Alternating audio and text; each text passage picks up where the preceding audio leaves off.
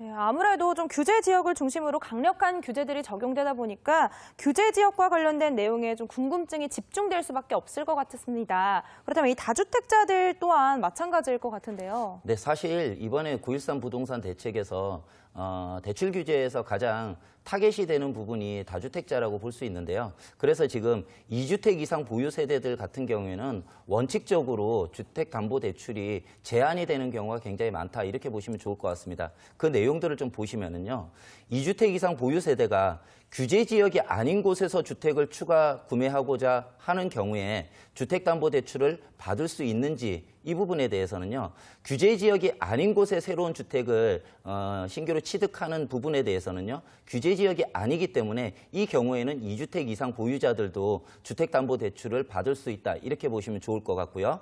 두 번째, 2주택 보유 세대가 2주택을 2년 이내에 모두 처분한다는 조건으로 규제 지역 내 신규 주택 구매 목적의 주택담보대출을 받을 수 있는지, 이 부분에 대해서는요, 사실은 2주택자라고 하더라도 2년 내에 두 주택을 다 처분한다면 무주택자나 다름이 없는데요. 그럼에도 불구하고 이번 규제에서는 2주택자 자체가 지금 다주택자로 보여지고 있고요. 그렇기 때문에 2년 이내에 기존 주택을 다 판다고 하더라도, 그런 조건이 있더라도 2주택 이상 다주택자들에게는 주택담보대출이 제한된다, 이렇게 보시면 좋을 것 같습니다.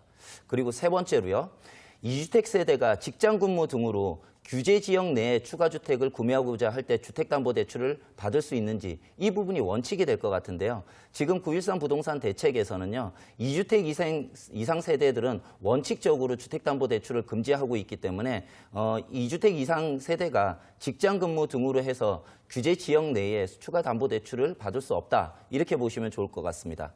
그리고 마지막으로요, 2주택 이상 보유 세대가 의료, 교육비 등의 목적으로 주택을 담보로 한 생활안정자금을 받는 것은 가능한지, 이 부분에 대해서는 신규로 새로운 주택을 취득하는 그런 부분이 아니고요. 생활에 대한 자금을, 생활자금을 대출받는 부분이기 때문에 이 부분은 가능한데요. 이 가능한 금액 자체도 연간 한도 1억 원 이내로 대출 취급이 가능하도록 이렇게 바뀐 것으로 보시면 좋을 것 같습니다.